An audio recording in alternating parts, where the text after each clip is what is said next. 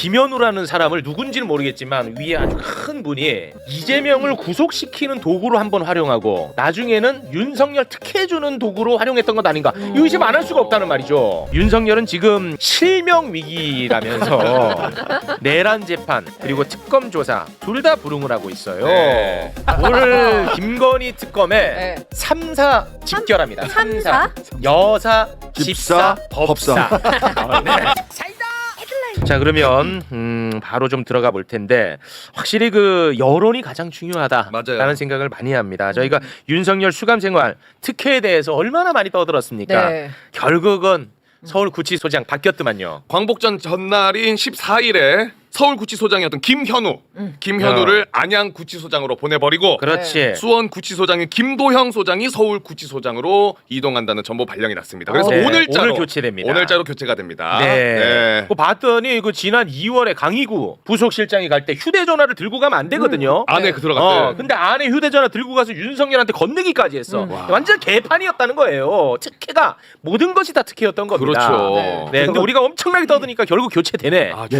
그리고 대표적으로 이제 윤석열 특별 접견을 허용했던 사람이기도 하고. 그렇지. 마침 김 변호사님 나오셨으니까 말씀을 드렸겠지만 직전에 수원구치소장이었어요. 그렇습니다. 그러니까 이제 바뀌었으니까 과연 이제 많은 의혹들이 있었잖아요. 윤석열 그렇죠. 관련해서 예. 진짜로 특혜를 베푼 건지 아니면 그 구치소장 재량권 내에서 뭔가 했는데 너무 지나치게 조심스러웠던 건지 이제 밝혀야죠. 또 그렇습니다. 이 부분도. 지금 역시 여론이 요새는 진짜 여론 무섭습니다. 그렇죠. 그리고 다들 너무 똑똑하십니다. 네. 지금 구치소장 교체가 웬 말이냐. 맞아요. 징계로 가야지. 그렇죠. 징계. 지금 난립니다. 맞아요. 진짜 훌륭한 그래. 분들인데 네. 실제 그래서 오늘 저희가 모신 거예요. 이화영 부지사의 변호인인데 우리가 그때 진짜 얼마나 많은 의혹들이 있었습니까? 이화영 부지사 관련 사건을 다룰 때. 네. 이화영 부지사 사건은 이재명 대표 사건하고 연루가 돼 있기 때문에 굉장히 사회적으로 이슈가 됐던 사건인데 네. 그때 뭐 연어 술 파티가 있었니 없었니 막 그런 얘기가 나올 때 연어 술 파티를 했을 때 그러면 출정 기록을 보면 실제로 그럼 이화영이랑 걔네들 그 쌍방울 애들이랑 같은 날 그냥 나간 게 맞느냐 다 보면 되잖아. 밝혀질 거 아니에요. 네. 근데 이런 것들을 못 보게 했던 장본인이 사람이 김현우라는 김현우. 거예요. 이 상황을 정리를 좀 한번 해주시죠. 예, 사실 뭐 지금 앵커님이 다 정리해 주셔서 제가 얼마나 더 정리해야 되나 싶긴 한데요. 그 당시에 이제 그 대북 송금 사건이 조작됐다라는 것은 검찰이 진술을 짜맞췄다 여기서 시작을 하잖아요. 그렇습니다. 예, 근데 그 당사자들이 그 당시에 다 구속된 상태였기 때문에 김성태 쌍방울 회장, 방영철 부회장, 안부수, 이화영까지 전부 다 구속된 상황이었기 때문에 진술을 짜맞추려고 하면 이들이 검찰청 내에서 진술을 짜맞출 수밖에 없는 거고. 그렇죠. 그 당시에 이화영 부지사님의 폭로로 인해서 저들이 거의 매일같이 수원지검 1313호실에 모여서 세미나 하듯이 진술을 짜맞췄다. 그래서 네. 이제 거기서 이제 진술 세미나라는 용어가 나온 그렇습니다. 건데요. 연어 술 파티도 거기서 나왔고요. 네. 이거를 이제 확인하기 위해서는 방금 앵커님 말씀하신 것처럼 이네들이 진짜 그 당시에 그 1313호 같이 출정을 했냐. 그렇지. 이걸 봐야 되는 건데 네. 이걸 보기 위해서 저희가 법원에 사실조회 신청을 했습니다. 그래서 그 당시 뭐 재판장이 상당히 비협조적이었는데 그런데 불구하고 천신만고 끝에 재판장이 야 그래 수원구치소 너네 그 자료 내놔라고 명령을 때린 거예요. 명령 때렸어. 네, 명령을 때렸고 사실 구치소 내 자료 같은 경우는 뭐 대북 송금 사건 말고 다른 재판에서도 종종 사실조회 신청하고 그걸 통해서 제출을 받고는 합니다. 근데 유독 이 재판에서만 사실 저희는 그때 그 재판장이 사실조회 신청을 인용하고 나서 이 자료 나오면 재판 끝났다라고까지 생각을 했었는데 네. 사실조회가 인정이 됐고 그게 구치소에 송달이 됐는데 네. 구치소에서 제출을 거부했습니다. 와. 근데 법원이 명령을 했는데 어떻게 법원 거절해요? 명령을 아예 거부해버린 거고 더 황당한 거는 똑같은 자료를 검찰에는 제출을 했어요. 와, 진짜 이거 근데 정말. 검찰에 제출한 건 아무런 근거 규정도 없이 제출했습니다. 네. 그 당시에 수원구치소장, 그러니까 김현우 소장이 수원지검에 제출한 자료들이 상당히 많이 있는데 그 자료 중에는 출정 일지, 호송 일지 그리고 일반인 접견할 때는 녹음을 합니다. 이 녹음 자료 이런 거 다 실시간으로 제출을 했는데 녹음 자료 같은 경우는 뭐 관련 규칙에 나와 있어요. 공소 유지나 수사를 위해 필요할 경우에는 뭐 제출할 수 있다 이렇게 네. 되어 있는데 호송 일지, 뭐 출정 일지 이런 부분은 관련 규정도 없습니다. 규정도 없는 자료를 검찰한테 다 제출하고 와. 우리가 검찰이 갖고 있는 거 알고서는 우리한테도 줘라라고 해서 법원이 명령을 때렸는데 네. 그럼에도 불구하고 그거를 끝까지 안 줬고 와, 이거 뭐 문제가 있는 거야. 뭐가 있어? 우리가 모르는 그러니까. 연결고리가 있다니까. 네. 진짜. 그래서 그 당시 1심에서 사실 못 받았습니다. 못 받아가지고 와. 지금 뭐 기억이 나시는 분은 아시겠지만 1심 말미에 이화영 부지사가 진술 진술쌤이나 연호 수입 파티 의혹을 강력하게 제기를 했고 네. 이게 뭐 재판의 핵심 이슈로 부각됐었는데 그렇습니다. 결국은 입증할 수 있는 자료가 전혀 없어서 네. 1심에서는 이게 전혀 이슈가 안 되고 2심이 넘어가 버렸죠. 네. 그러고 나서 이제 항소심 가서 겨우 입수를 했는데 그때 그때 입수한 것도 구치소에서 제출한 게 아니라 저희가 이제 전략을 바꿔서 구치소는 뭐 안 준다고 끝까지 버티니까 예. 야 검찰 너네 갖고 있잖아. 받았으니까. 너네 구치소에서 받았잖아. 갖고 있잖아. 네. 다 알고 있어. 그리고 그 자료 중에 일부를 이미 검찰이 변론해서 사용을 했어요. 그러니까 아. 야 니네가 법정에서 사용한 증거니까 대등의 원칙에 따라서 우리한테도 내놔. 네. 해서 결국은 검찰한테 받았습니다. 아. 그러니까 구치소는 그 자료를 끝까지 안 냈어요. 이거 진짜 아니 김현우가 이번에 봐봐 체포 집행할 때 아주 기백 없는 행동을 많이 했잖아요. 네. 나는 힘이 없어요. 법적인 뭐 그런 게 없어요.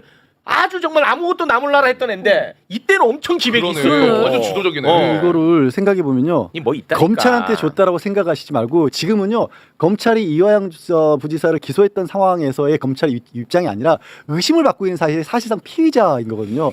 그러니까 법원에서 이 증거를 달라 그랬는데 의심받고 있는 범인한테 알리바이를 입증할 수 있는 자료를 먼저 준 거예요.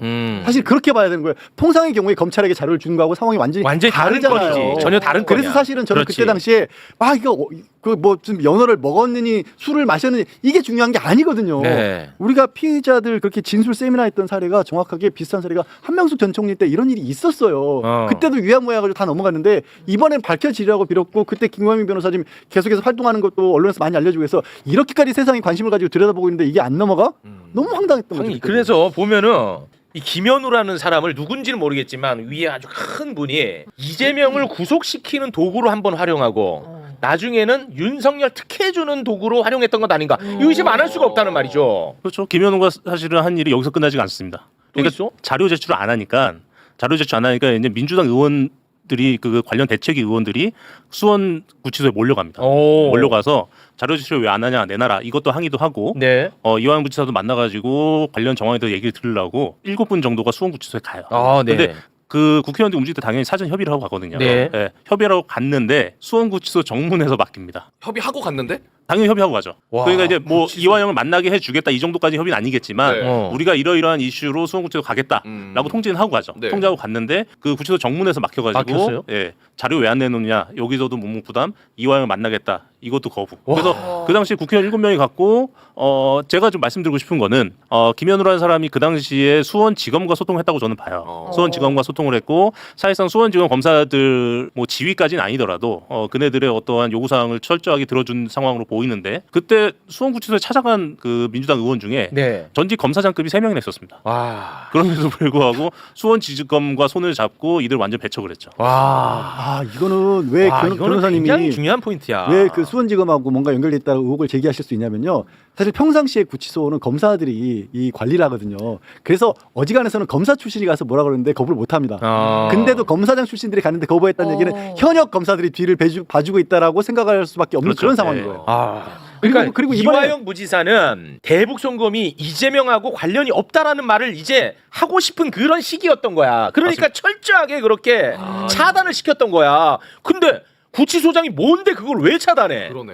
차단할 이유가 없어 얘는. 이번에 서울구치소 갔을 때도 비슷한 일 벌어졌잖아요. 2차 갔을 때. 국회의원들 40분씩 네, 국회에 맞습니다. 세워놨잖아요. 네. 똑같은 짓 한 거예요. 뭐 있다니까 이거. 그리고 이제 이게 김현우 일은 아닌데 이제 김현우 바로 전임자 때입니다. 전임자 때 그 이홍현이라는 구치소장이 있었는데 이분은 어떤 일을 했냐면 이재명 당시 대표의 영장실질심사 서울중앙지법에서 네. 영장실질심사 하는 날 네. 공교롭게도 수원에서는 이화영의 대북송금 재판을 했습니다. 재판을 했는데 그날 뭐 하여튼 여러 가지 사연이 많았어요. 네. 좀 일찍 됐으면 좋았는데 이게 좀 시간이 늦어지는 바람에 제가 전날 부지사님은 이제 수원구치소에 접견을 했고 네. 그때 그 수원구치소 부지사님 저한테 뭐라고 얘기를 했냐면 네. 야 지금 이재명 대표의 영장 청구 사유 중에 최소한 대북송금 관련된 사건은 모두가 날조다. 여기에 대해서 내가 입장을 밝히겠다라고 해서 그날 이제 너 아직 편지가 준비가 안 돼 있으니까 그래서 제가 지금 이 자리에 그냥 써주시라 네. 했는데 이분이 문구 하나하나에 너무 민감하신 거예요. 그래서 제가 오늘 들어가서 좀 쓰고 좀 자세히 쓰고 내일 법정에 출두하면 10시에 재판 시작이니까 네. 출두하면 법정에 내가 널 주겠다. 주면 네가 점심시간 때쯤 서울중앙지법에 있는 이재명 변호인단한테 보내라. 그러면 영장실질심사에서 이걸 활용하면 이재명의 구속은 반드시 막을 수 있다. 이렇게 얘기가 된 거예요. 야, 재밌다. 그래서 이제 아침 10시에 교도관들이 부지사님 데리고 법정에 들어왔죠. 들어와서 제가 데리고 온 교도관한테 물어봤습니다. 내가 오늘 이화영 피고인한테 서류 한 장을 받을 거다. 네. 구치소에 받는다라고 하면 관련 절차를 거쳐서 가져가면 되는데 네. 여기는 지금 법정이기 때문에 어떤 절차를 받아야 내가 가져갈 수 있느냐라고 물어봤더니 그 당시에 그 교도관이 한 말이 점심 때 어차피 점심 식사를 위해서 구치소에 들어간다. 그때 변호사인 네가 같이 가서 구치소 내에서 관련 절차를 밟아서 가져가면 된다. 라고 확인을 시켜줬어요. 네네. 그래서 제가 이제 기다렸다가 오전 재판이 끝나고 시키는 대로 했겠죠. 갑시다. 네. 라고 했더니 갑자기 태도가 돌변해서 못 준다라는 거예요. 아씨 이거 봐 뭐 있다니까. 그 당시에 편지를 한 장짜리 편지 쓰셨고 그 내용을 봤는데 그 내용 명확하게 그 검찰이 주장하는 대북 송금 사건은 네 날조다. 완전 날조다. 오. 이재명과 전혀 상관이 없다라는 내용이었어요. 네네네네. 그래서 그 점심시간 이게 재판부는 퇴정하고 법정에서 이화영 보고 저 김현철 변호사 그리고 그 교도관들 이렇게 있는 자리에 뒤에는 이제 기자들도 있었죠. 그래서 싸움이 났습니다. 정말 고성을 치고 싸웠어요. 고성을 치고 싸우면서 가져가겠다, 못 가져간다. 그럼 사진 찍겠다, 사진도 안 된다. 와, 그러면 놓고 내가 베끼겠다, 베끼는 것도 안 된다. 와. 이렇게까지 돼서 제가 나중에는 사실은 제가 그 편지를 가지고 그냥 가버리면 네. 교도관이 저를 제지할 수는 없거든요. 예, 법정에서 있기 때문에 교도관이 제지할 수 없어서 제가 그냥 들고 나가려고 했습니다. 네. 들고 나가려고 했더니 교도관 중에 한 명이 그 편지를 뺏어가지고 도망갔어요. 뭐야 이게 말이 돼? 그래서 결국은 그 편지가 그 이재명 재판부에 못 들어갔고 와. 그나마 좀 다행인 거는 이게 그 자리에서 워낙 그 소동이 크게 벌어져 버리니까 네. 관련돼서 몇몇 기자분들이 그 상황을 바로 보도를 했습니다. 보도를 해서 그 보도 내용도 좀 자세히 나와서 이화영 부지사가 이러이러한 취지의 편지를 썼고 그 편지를 변호에게 전달하려고 했는데 그 교도소 구치소 관계자들이 여차여차 해가 못 가져갔다. 기사가 떠서 네. 이 기사는 전달이 됐죠.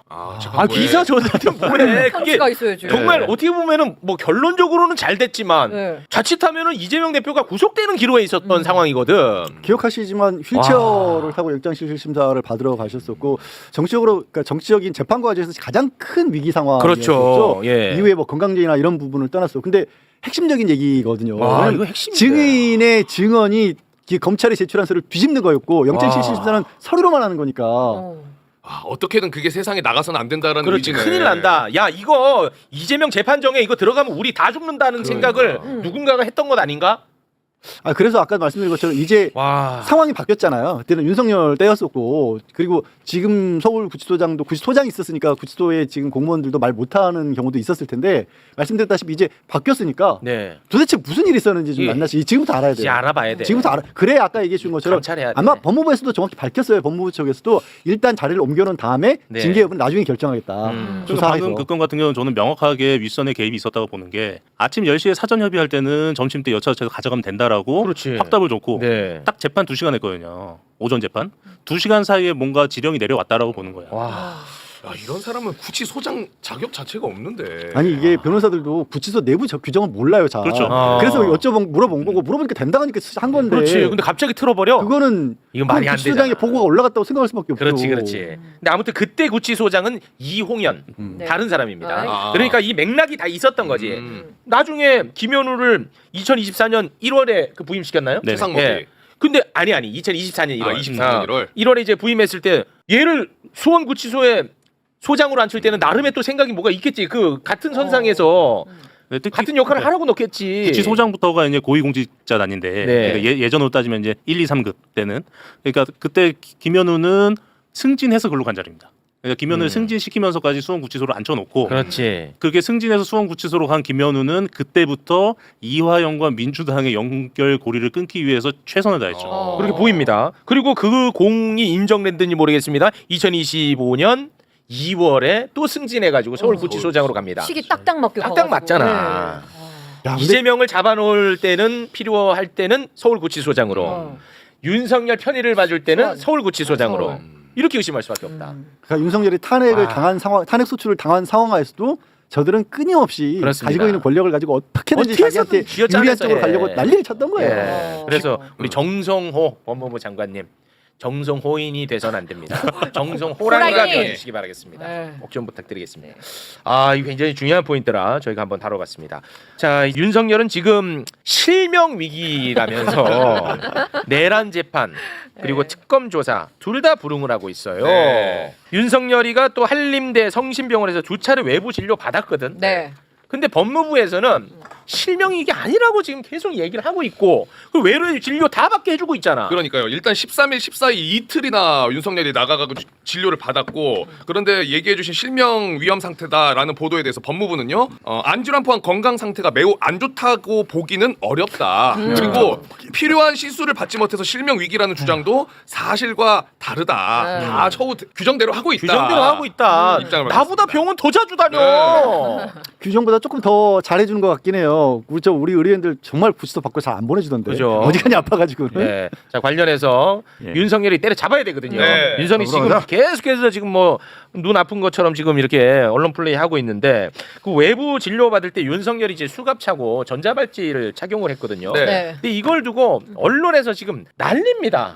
이 인격 살인이라고 네. 누군가는 또 저 칼럼을 또 썼더라고. 예, 뭐 인격 살인이라고 칼럼 좀 예. 헤드라인. 예, 전자발찌 찬 윤석열 인격살인이다. 그리고 나경원도 이건 뭐 정치보복이라고 난리거든요. 정치보복 뭐 난리인데 이거 윤석열이 만든 규정이에요. 아, 그래요? 맞아. 윤석열 정부 때 네. 2023년에 만든 규정. 외부 진료 받을 때 그 전에는 전자발찌 안 찼어. 네. 윤석열 정부 때 2023년에 야 이 새끼들 다 전자발찌 채워버려. 2024년 윤석열 정부에서 만든 야. 규정이라고. 그럼 규정 어기라고? 윤석열한테 혼나라고 우리?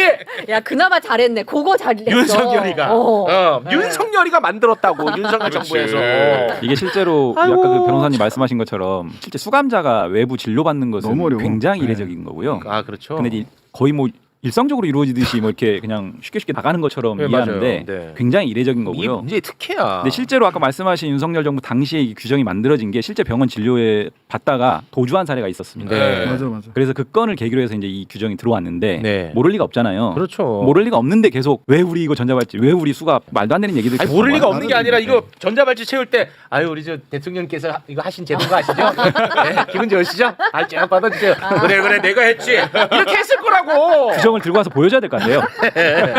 시점이랑. 아니 근데 이거를 뭐 모를 리가 없다. 저는 몰랐을 수도 있다. 국민의힘이 신경을 안 쓸 수도 있다. 아니, 그러니까 윤석열 당사자는 알았을 것 같은데 당사자는 알죠. 국민의힘이 국제적 인권 문제로 비화될 수 있다. 이렇게 얘기를 했거든요. 그래서 교정 당국이 서울구치소에서 바로 반박을 했죠.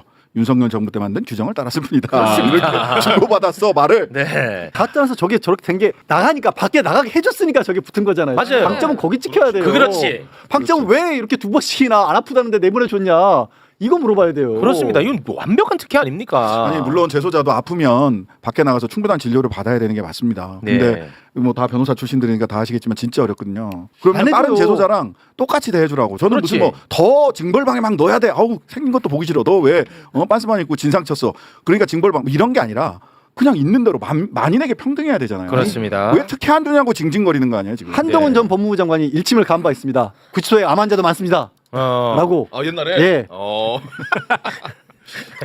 근데 궁금한 게 일반 재소자들 중에 혹시나 건강상 문제로 실명이 되면 계속 수감이 돼 있나요? 아니면은 그런 경우에는 실명이 되면 그러니까 구치소에서 의료진들이 보고 거기도 간호사다 전문간호사 있고 다 있어요. 그래서 진짜 이건 수술을 급히 해야겠다라고 할 때 내보내주는 거고. 그래서 그 지금 상황 한림성심대 병원 측에서 저도 이렇게 제보안이 이렇게 얘기하는 게 거기 오는 분들이 다 그렇게 휠체어 태워준 것도 특혜 아니냐라고 하는데 수갑을 채우고 전자발찌를 채우니까 호송상의 편의를 위해서 일부러 그렇게 한다라는 거예요. 그분들 보면 딱 티가 난대요. 아침 일찍 오고. 그 휠체어는 오히려 그 호성 편의를 위해서 그렇죠. 태우는 거예요. 특혜는 아니고 왜냐면 어. 발치도 있고 수갑도 하고 하니까 그리고 덮어놔야 되니까 그래서 수건으로 다 덮어줬잖아요. 아, 그네들 인권 보장 해준다고 음. 카메라 안 찍히게 그거 해줬네. 다 해준 거예요. 그 편의를 지금 다 봐주고 있다는 것. 그 점을 우리는 꼭 잊어서는 안 될 것 같습니다. 윤석열이 이야기는 이 정도로 정리를 하도록 하겠습니다. 네. 자 오늘 김건희 특검이요. 이용우 의원보다 더 바쁩니다. 오늘 김건희 특검에 네. 3사 집결합니다. 삼사? 여사, 집사, 집사, 법사.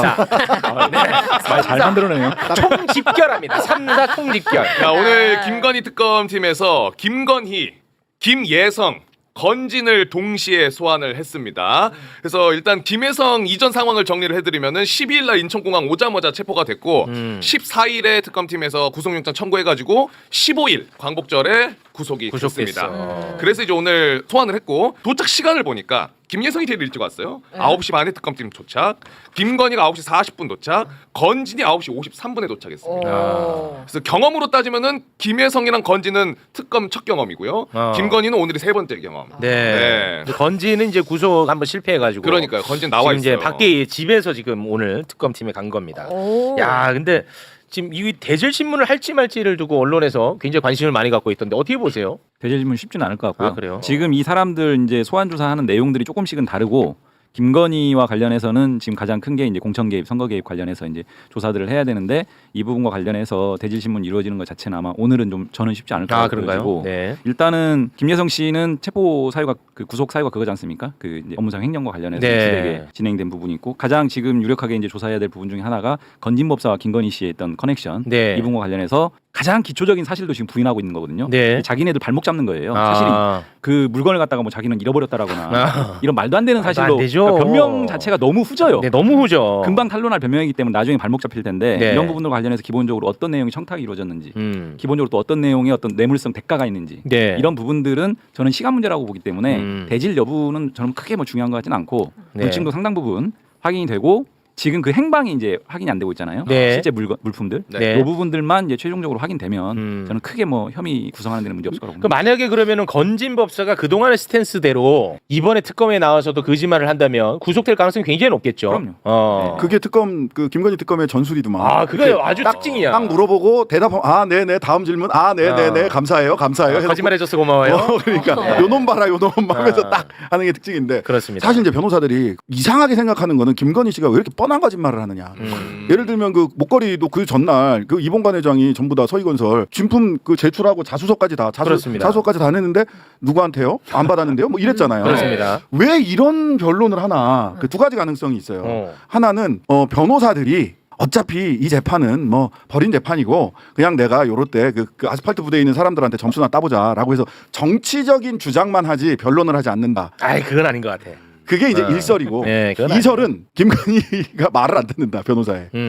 전혀 말을 안 듣는다. 왜냐하면 내 남편이 검찰총장이고 윤석열이 대통령까지 했는데 네. 내가 시키는 대로 했을 땐 됐지만 내가 시키는 대로 안 했을 때 망한 거야. 맞아요. 니들이 뭐라고 해도 내가 다 사람 구워 삶을 수 저는 있어. 그거라고 봅니다. 네. 그렇다라고 네. 하는 거를 제가 이렇게 한 달에 건너서 네. 변호사한테 확인을 그거라고요. 했어요. 미쳐버리겠답니다. 아니 변호인들이 말을 안 실제로 들어서. 네. 그 실질 심사 받을 때 아우 야 큰일이다 계속 그랬대요. 그러니까 네. 아직도 정신을 못 차리는 거죠? 김건희는 그냥 이 습관이에요 근데 거짓말이. 이 태도가 실제 후보 시절 때도 그랬다는 거예요. 후보 시절에 이제 서초동 팀이라고 주진우 의원이 팀장으로 있었던 서초동 팀이 따로 있었잖아요. 법률가들 팀. 여기에서 소위 리스크 관리를 위해서 김건희 씨를 만나서 물어봤다는 거예요. 지금 각종 스캔들 뭐 양모 씨, 뭐 김모 씨, 또 누구 모 씨, 뭐 이런 사람들 스캔들인데 이거 어떻게 되는 거냐라고 물어봤을 때도 아니 뭐 뭔 사실인데 뭔 거짓말이야. 근데 뭐 내가 남자들이 나를 그렇게 좋아한다는데 그걸 내가 어떻게 해? 뭐 이런 태도였다는 거예요. 그렇게 가시면 안 됩니다라고 옆에서 백날 얘기를 해도 네. 안 듣는다는 거예요. 전혀 안 듣는다. 안 전혀. 들어. 아니, 그러니까 인생의 전부가 거짓말로 살아왔던 그렇습니다. 다 사람이고, 성공했었고. 그리고 그렇죠. 반클리프 목걸이 그거 이제 주변에서 행정관들도 이거 눈에 띕니다. 맞아. 이거 차고 나가면 안 됩니다라고 했을 때 빌린 거라고 하면 돼라고 그때부터 얘기를 했다라는 맞아. 건데 그랬더라고. 문제는 그거예요. 아까 말했던 것처럼 허술한 거짓말이 계속되는 이유가 허술한 거짓말을 했는데 대통령이 됐어요. 네. 그러니까 자기 이제 와서 바뀔 이유가 없죠. 그렇습니다. 그게 한편으로는 특검 수사에 큰 다행이에요. 그렇죠. 전혀 치밀하지 않아요. 예. 수사하기는 편합니다. 네. 김건희 특검팀이 굉장히 바쁜 게 네. 지금 속보로 방금 전해드렸잖아요. 네. 오늘 바쁘게 네, 소환 오늘 조사한 바빠. 거. 근데 그 와중에 지금 윤용호 씨 있죠. 네 윤영호 통일교. 구속 통일교. 기소했다고 지금 나왔고 그리고 건진 측근인 이성재 씨도 구속 기소했고 구속 기소하면서 국힘 2차 압수수색까지 지금 들어갔어요. 아유 와, 진짜 바쁘네. 이용호 바쁘다는 얘기 하잖아요. 동시에 지금 쏟아집니다. 쏟아져. 이렇게 바쁜데. 저도 그 정도는 바빴습니다. 아시겠죠? 네.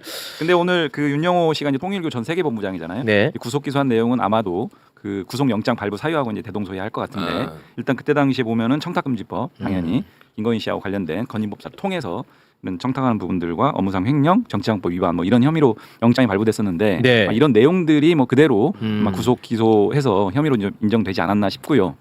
이 윤영호 씨 이외에 오늘 지금 그 통일교의 어떤 당 네. 국민의힘 당 가입 네. 이 부분이 또 정당법 위반하고 관련돼 있거든요. 그렇습니다. 그거 큽니다 실제로? 사실은. 굉장히 크죠. 네. 그래서 이 부분과 뭐 신천지도 있고 네. 이 사안과 관련해서는 지금 이제 그 국민의힘 당 압수수색을 통해서 그 당원 명부를 네. 대조를 안 하면 혐의를 밝힐 수가 없어요. 그렇습니다. 걔네들이 주는 자료만 일부 가지고 이게 혐의가 완전하게 실체가 안 드러나거든요. 네.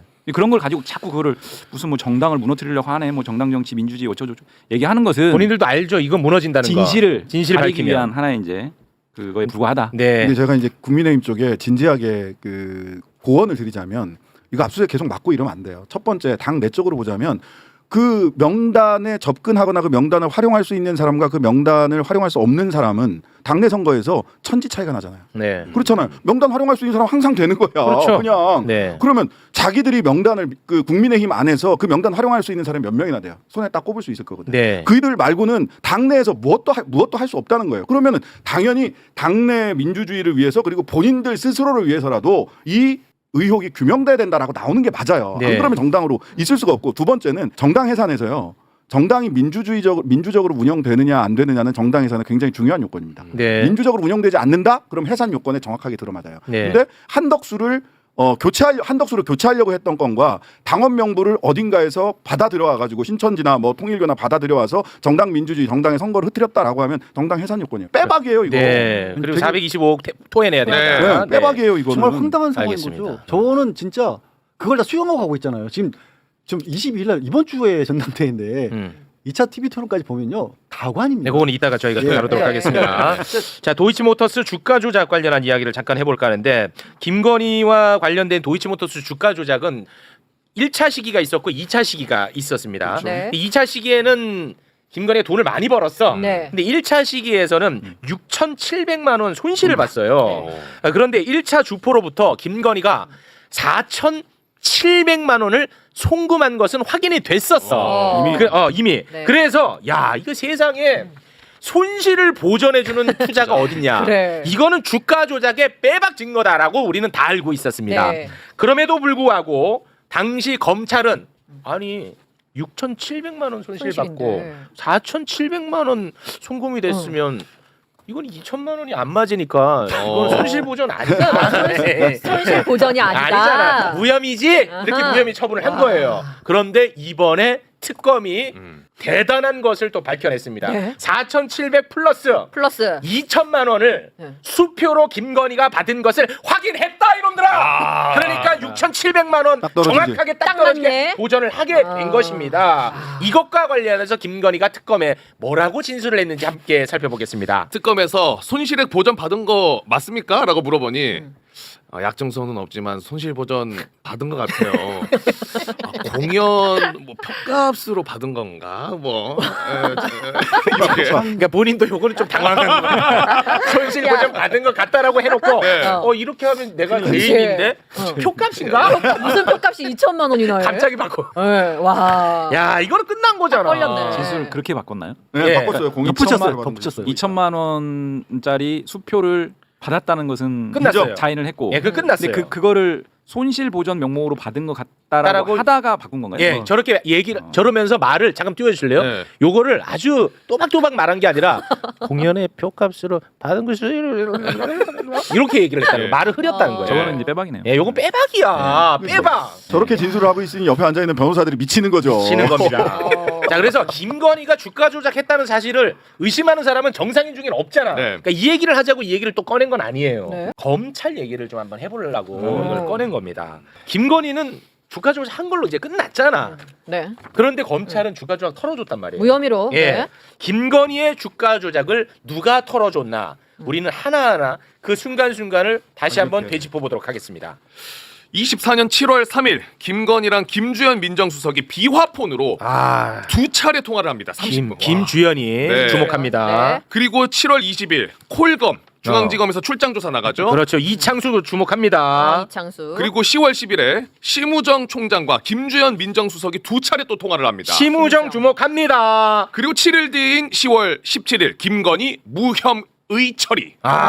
저 때 이제 그 조상원이가 브리핑했죠. 안경 쪼만한 거 쓰고 그렇죠. 나와가지고 네네. 최재훈이 최재훈. 얘네들 최재훈 조상원이 얘네들 우리가 진짜 죽을 때까지 우리는 진짜 잊어서는 안 돼. 아 얘네들 징계를 받거나 뭐 그런 거 아무것도 없어요? 네, 그냥 다 아. 나가버렸어요. 네. 그냥 도망가 버렸어요. 아, 이 두 명이 남아 있고 아. 두 명이 남아 있고 나머지는 전부 다 집에 가 있는데 그래서 남아 있는 두 사람은 징계를 해야 됩니다. 누가 남아 있어요? 네, 두 명 무혐의 처분하고 제가 이름을 아니 까먹었는데 그러니까 지금 사진상으로 네. 우리가 거론한 사람 중에는 말고 없어. 여기는 다 다 나갔어. 나갔고 얘네들은. 한 4명 정도 그 예. 무혐의 처분했던 뭐 쭉 있어요. 그다음에 그 디올백까지 포함을 해서 또 무혐의 네, 처분했던 무혐의 했었죠. 한 2명 정도 남고 나머지는 집에들 갔는데 네. 얼마 전에 검사 징계법이 바뀌었어요.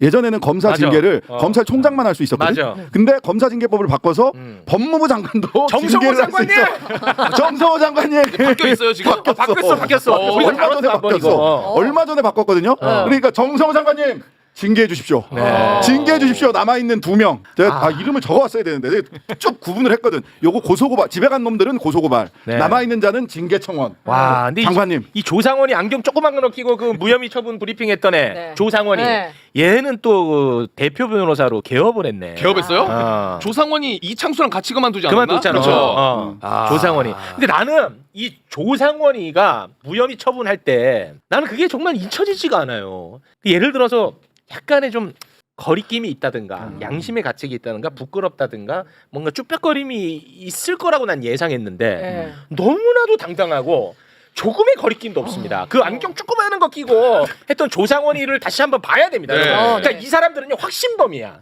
죄의식이 없어요. 어떻게 조상원이 그러지? 그 안경 조그마한 끼네. 그거 다시 한번 보겠습니다. 진짜 조그만.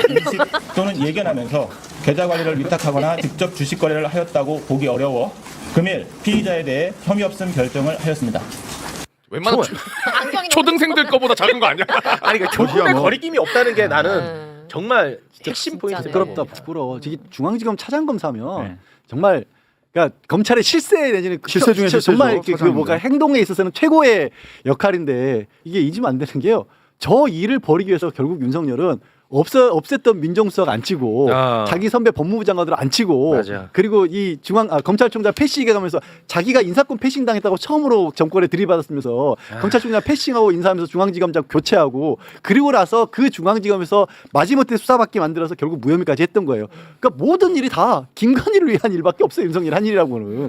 그 결과가 지금 본 거예요. 저때 당시에 지금 무혐의 발표하면서 했던 그 발표 내용이 네. 지금 다 뒤집힌 거거든요. 다 뒤집혔습니다. 그리고 헌재에서 생각해 보시면은 이제 헌재에서 그 결정을 하면서 내용적으로 타기관에 대해서 명시적으로 잘못을 지적하는 건 굉장히 이례적인데 아 검사 탄핵할 때 검사 탄핵 과정에서 저 사람들 검사 탄핵 과정에서 결정문에 당시 수사 과정이 미흡한 부분이 분명히 있다라고 명시적으로 지적을 해놨어요. 맞습니다. 지적을 해놓은 부분이 네. 있고 근데 탄핵 기각했다고 해가지고 그냥 다 사람들이 얘네들은 죄 없어 막 이런 식으로 그냥 넘어갔거든. 네. 그게 아니거든. 우리가 주목할 부분 그 지점이에요. 그렇습니다. 사실은. 그 지점이고 그다음에 지금 그 특검이 이제 들어선 이후에 확인되는 이 도이치모터 주가조작 의혹과 관련된 증거들을 보면은 네. 저는 이 증거들을 과연 그때 당시 검찰 수사 당시에는 이것을 몰랐을까? 아유, 아, 알았겠지. 다 알았죠. 확보하고 이렇게 치워놓지는 않았을까? 왜냐하면은 너무 쉽게 확인이 되는 거 막 쏟아져 나왔잖아요. 다 쏟아나. 그것도 결정적인 증거들이. 맞습니다. 네. 사실 그거를 만약에 확인했는데 이거를 사이드로 해놓고 무혐의 처분했다 이건 명백한 직무유기입니다. 예. 저는 그 지점이 확인되더라고 특검에서는 수사로 수사로 입건해서 바로 자, 이제 처리하면 돼요. 됐습니다. 그래서 제가 또 민원 넣습니다. 대한민국 네.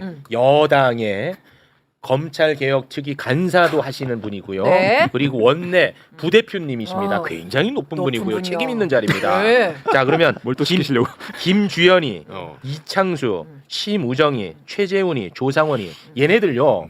지금 이 건과 관련해서는 특검이 아예 관심도 안 갖고 있습니다. 왜냐하면 무혐의 처분했을 때 그때 수사했던 검사도 이번에 특검에 들어가 있단 말이야. 네. 자, 우리 여당의 높으신 이용우 의원님, 얘네들 그냥 이렇게 우리가 화만 내고 끝낼 문제 아니잖아요. 그렇죠. 얘네들 때문에 대한민국 다 무너진 거 아닙니까? 예. 얘네들 혼내주세요, 진짜. 혼내주세요. 아니 진짜 감옥 아니면 지옥이라도 보내주세요. 아니 진짜 부탁드릴게요. 아니 철저하게 따라가 보겠습니다. 진짜죠. 이게 꼭 필요한 게요. 네. 검사들이 문재인 전 대통령 때도 과거에 검사들 잘못한 부분들 다시 다 들여다보겠다고 했어요. 대표적인 김학의 전 차관 사건이었잖아요. 아. 근데 다 무죄 만들어 버렸잖아요. 맞아요. 그러니까 잘못이 없다는 걸로 여태까지 봤고 아까 헌재에서 네. 탄핵 기각된 것도 헌법재판소 재판관들의 보기에도 문제가 있는데 그렇지. 그럼 누가 밝혀야 돼? 검찰이 밝혀야 되는 안 그렇습니다. 밝혔단 네. 말이에요. 다 덮었단 말이에요. 맞습니다. 그러니까 이게 이렇게 밝혀서 이 사람들이 징계받고 수사받고 처벌을 받아야 지금 이용호 의원님이 맡고 있는 검찰 개혁도 국민들이 보기에 타당성을 갖는 거예요. 그렇습니다. 지금까지 법적으로는 드러난 문제가 없어요. 네. 그게 굉장히 중요하다고 아, 생각해요. 그러니까 얘네들은 무조건 처벌받아야 되거든. 그러니까 제가 왜 이 점에 좀 그 분노하냐면은 이놈 특검 41일 만에 구속된 거거든요. 예, 얼마나 금방 구속시켰어. 그 수년 동안 어. 이리 피하고 저리 피하다가 결국 무혐의 처분했던 사건인데 네. 특검이 들어오자마자 41일 만에 구속을 시켜버려요. 그렇지.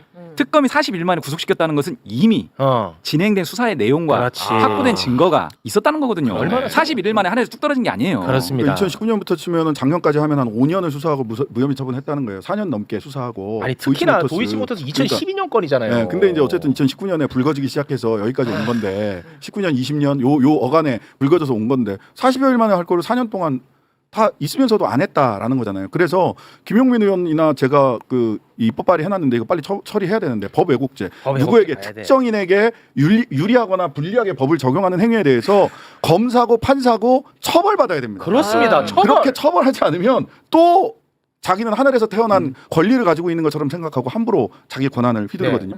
처벌해야 돼요. 처벌해야 돼. 그때 얘네들은 먹어야 지금 심지어 돈도 잘 벌 거야. 그렇죠. 매불쇼에 이성윤 당시 지검장 네. 의원 이제 나오셨어요. 저 자리 이용우 의원님 앉아 계신 자리에서 네. 그때 초동 수사를 어떻게 했는지 그 설명을 해주셨습니다. 그렇습니다. 그때 밝힌 내용이 이게 들어왔는데 이게 절대로 그러니까 빠져나갈 수 없도록 이 기초 자료를 다 모은 다음에 맞아요. 넘겼다라고 네. 말씀하셨거든요. 아마 그때 넘긴 자료를 다시 확인하면 네. 이 사람들이 알고도 이거 흘려버렸다는 게 나오기가 생각보다 쉬울 수도 있어요. 그렇습니다. 이거는 지금 현재 특검에서 들여다보고 있는 일이 아니기 때문에 조금 저희가 깊이 있게 다뤄봤습니다. 네. 네. 자 그리고 김건희 서희건설과의 관계에 대한 이야기를 한번 해볼까 하는데요. 서희건설이 김건희에게 2022년에 목걸이, 뭐 귀걸이 등 고급 장신구 선물한 거 아니겠습니까? 3종 세트. 그런데 그 1년 뒤 2023년에도 서희건설 이봉관 회장하고 김건희는 서로 연락을 주고받았습니다. 특검은요. 이봉관 회장의 사위인 박성근이 알죠? 네. 검사 출신 박성근이 총리 비서실장에 공천, 이번엔 또 공천이야. 총선 공천과 관련된 문자로 의심을 하고 있습니다. 네. 그 박성근은 실제로 문자를 주고받는 그 당시에 출마 관련 보도가 나왔었어. 인터뷰도 했어. 그래서 특검은 이 주고받은 문자는 공천 청탁과 관련된 것 아닌가 하고 의심을 하고 있는데요. 언제 김건희하고 이봉관 회장이 문자를 주고받았습니까? 2023년 7월 31일에 이봉관 회장이 김건희에게 문자를 보내고 이어서 8월 16일에도 이봉관 회장이 김건희한테 문자 보냅니다. 그리고 8월 18일에 김건희가 이봉관에게 문자를 김건희가 보내는. 야, 1년 뒤에 아까 얘기해 주신 그렇습니다. 선물 주고 나서 1년 예. 뒤에도. 근데 요건은 총리 비서실장 건이 아니고 네. 요건은 총선과 관련된 건으로 보고 있어요. 출마를 맞아요. 할까 말까 할 때 나왔다는 거죠 지금 저 내용이. 아니 그러니까 이제 김건희가 네. 공천을 준 거 아닌가 이렇게 의심을 하고 있는 거예요. 실제로 그 사위가 출마를 했어. 했어요? 예. 12월에. 예. 예선 탈락. 했는데 컷오프는 통과하고 경선에서 이제 떨어지게 된 거죠. 이게 지금 소위 말하는 통화 내역, 통신사의 통화 내역을 입수해서 이제 확인한 것 같고요. 네. 본래 핸드폰에 대한 압수수색 포렌식을 거치면 문자 내용까지 확인이 되거든요. 근데 문자 내용은 아직 확인 안 된 걸로 확인 안된것 봐서는 같아요. 통신사의 통화 내역만 확인된 것 같고요. 네. 그래서 이게 지금 김건희가 과거에 쓰던 개인 휴대폰 그 통화 내역으로 지금 언론 보도되고 있거든요.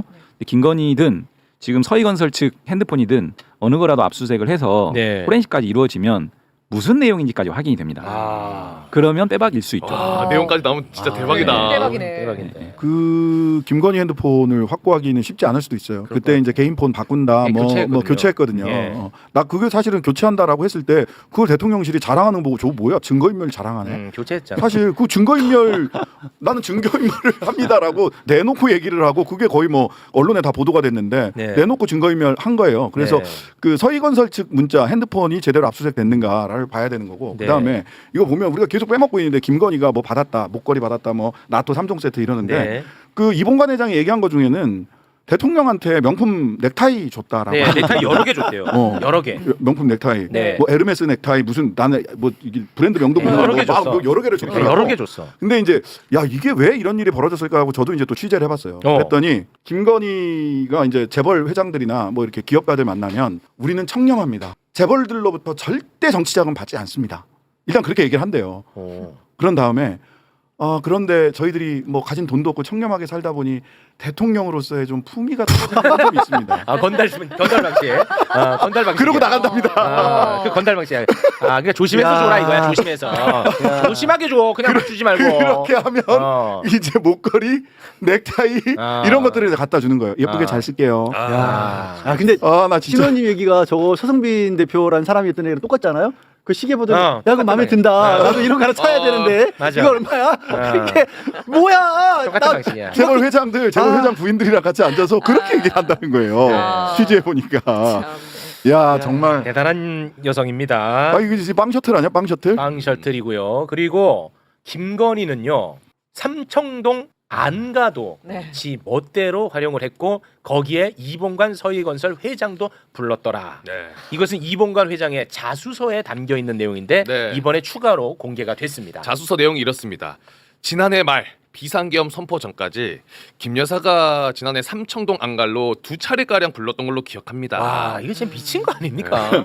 목걸이랑 브로치 선물 돌려진 이후에 김건희 여사랑 연락이 뜸해졌지만 김건희 여사가 마음이 아주 괴로워서 성경 이야기 좀 듣고 싶어요. 이래가지고 제가 요청에 응해서 간 겁니다. 라고 이봉관이 자수서에 적었다고 합니다. 와 이거 삼청동 안가까지 활용했고 거기에 이봉관이가 갈 정도니 네. 이 서희건설과의 커넥션은 우리가 알지 못한 어마어마한 게 숨겨져 있을 것 같아요. 네. 저 서희건설과의 관계를 보면은 뭔가 틀어져도 단단히 틀어진 거거든요. 서희건설이 저렇게까지 구체적인 자수서를 이렇게 막 써내는 거 보면은 뭔가 틀어진 게 분명히 있습니다. 그 지점이 아마 혐의 인정에 매우 중요한 저는 지점일 수 있다고 봅니다. 왜 저렇게까지 틀어져가지고 뭘로 틀어졌느냐. 저런 상세한 내용까지 세상에 한 번도 드러나지 않은 내용까지 다 자수서를 왜 특검에다 제출했는지.